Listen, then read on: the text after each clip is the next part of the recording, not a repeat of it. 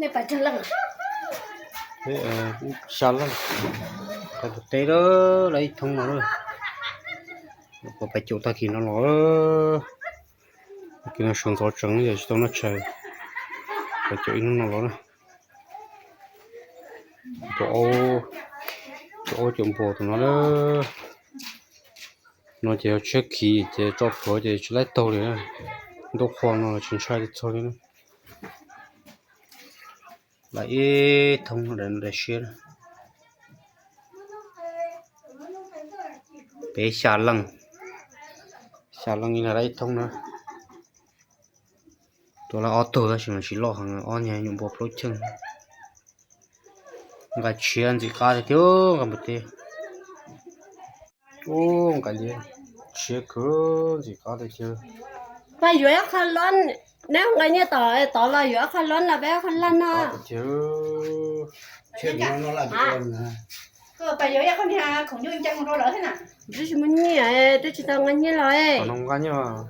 Đúng thế cặp cứ thế mà rót nó không gan này mà rót chỉ cặp này. Tôi chỉ cầm rồi. Mình không gan là mình coi trên để mà mình chỉ tao không gan đùa thế này mình. Mà rót tiền cho má, đó mà rót bay thì Lại bộ té chỉ chia tại sao nó có là thon nó ha. Chỉ cá cần gỗ.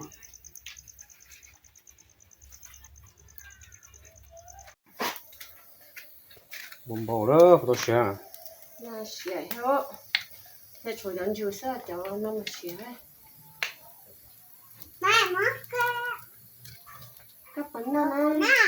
Các bánh nó gai nè. mẹ mất cho học của nó. Nên là nó có nó nè, chúng ta sẽ xẻ đến chúng ta ta. Mẹ nó cho nó đó. Chắc là nó mỏi, phải nó không tỏ lâu. Có cô mà nha. Đó, chẳng có nhá. Nó ăn bộ té à?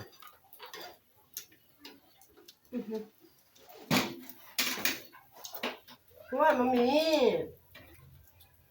Có quá. Cho chị bầu cho chúng trẻ. Là bộ té phải ta kỹ rồi.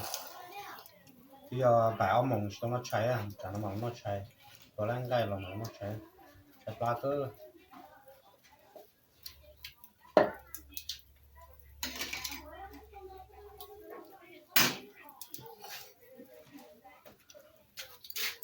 Mà cũng nè bầu cho chúng trẻ. Tốt thế hả?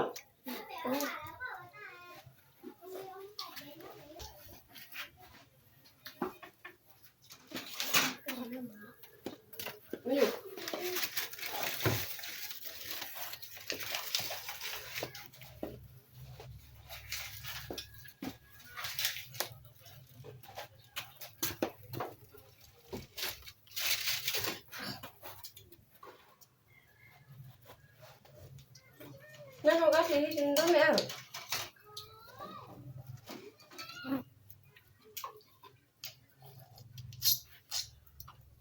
Cá của thiếu vào một tí.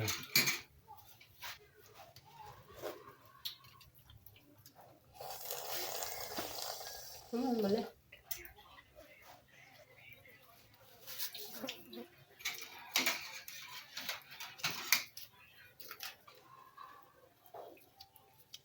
Hoặc ăn chị à.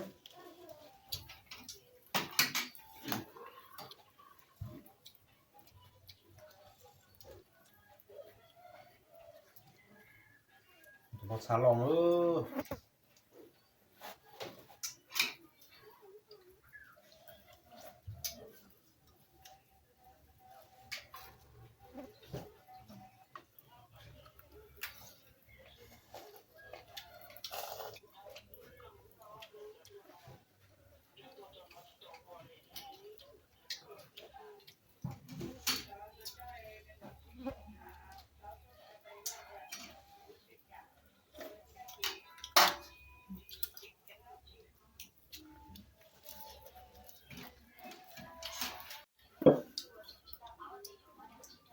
Bột xào nó bột sẵn tê, dẹp bùa. Lọt kia.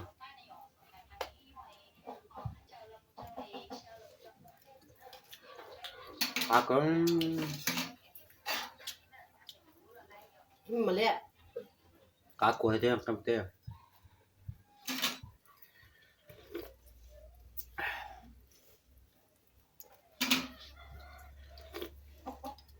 nó cáiตัวละอ้อถุงเลยnhưng bà ông mong nó mà nó sủaตัวnó bột tê vậyมันcái bột tê rồi nó chỉต้องnó chạy mà nó chạy thế rồi vô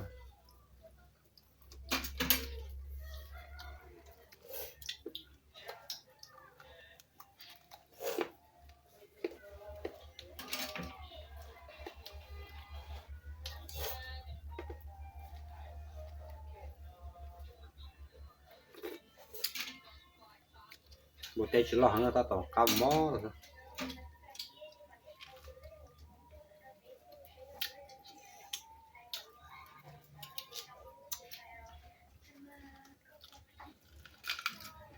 nó mới ăn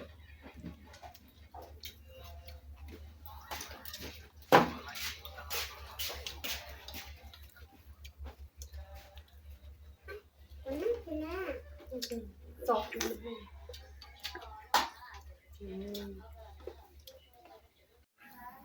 chỉ cam nó chỉ cá thịt chưa bài hồ bị plei số nó có sao chơi plan mình lo lan nó nè cho nó là có sao chơi sát đầu chơi hồ khó nó không để chơi plei mà đi lan nó nhiều mong plei mà nhiều chú lọ nhiều thế u nó lọ mà đi cho nó bao lan nó nè chơi plan chơi nó không nó không thế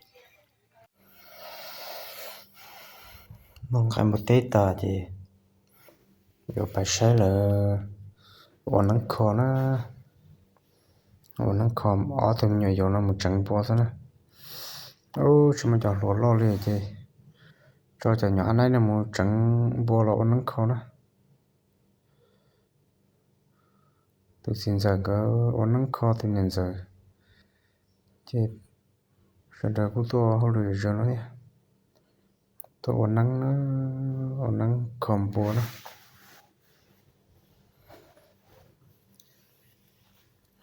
tóm nhỏ anh này ta tổng trứng bò lại lời cho này cho chi để chữa ta tạo chú mồi rồi nó chú mò thế rồi không cái trứng bò lại chữa là ôn nắng chỉ là chữa chú mò thế ôn nắng gì chỉ mà đi không cái mà nó mò nó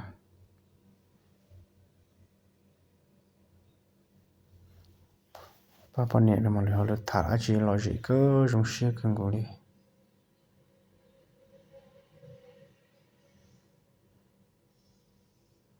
nó bé tôi năng khọp nữa tôi còn tôi chỉ giờ thế thì nên giờ là năng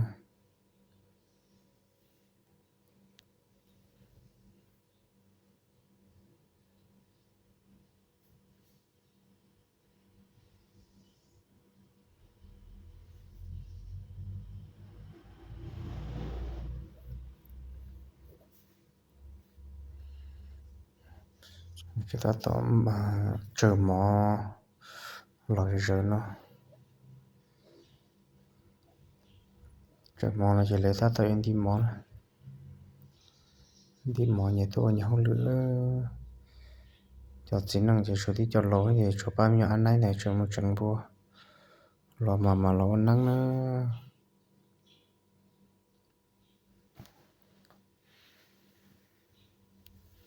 năng tôi rồi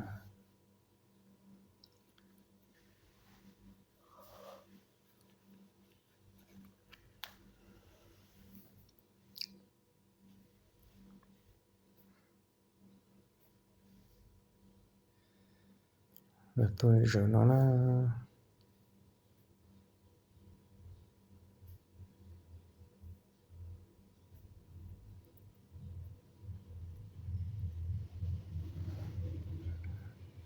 cô muốn nói trong cười ha rồi giờ bọn này nó chơi lúc nhỏ nó là chỉ nhau tà lì nữa cho xin năng chỉ là một khi nhất ta rồi dịp bỏ ở bên lăng là sẽ là rồi cho tôi xem nắng tê ở bên thì tôi xem nắng tê chứ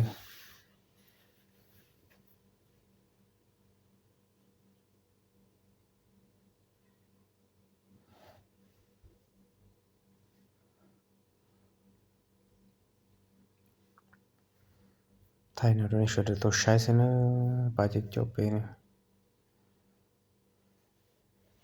chung mỏ cho số nó sẽ rất xấu xấu giờ chờ mỗi giờ bài chú là cho số nó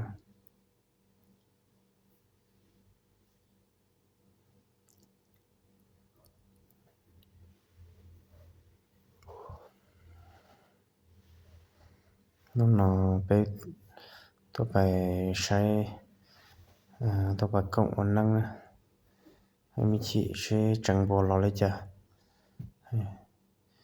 ổn năng mà thay này sai này ba nó chữ nó mỏi rồi nó chạy là chỉ nó chạy hết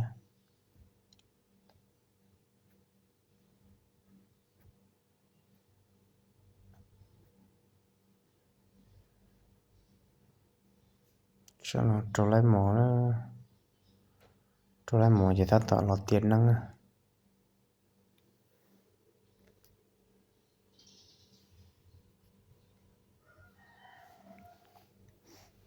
cô to bên lăng thế to bên lăng tôi tiền năng chặt lẩu sắp bể cô mà ở bên lăng cô rồi tao học trong tao nó chỉ chờ nó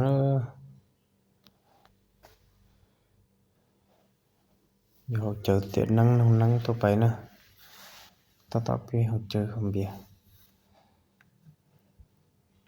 tiền năng thôi còn là chỉ mà chỉ mà muốn nó chụp hình gì nữa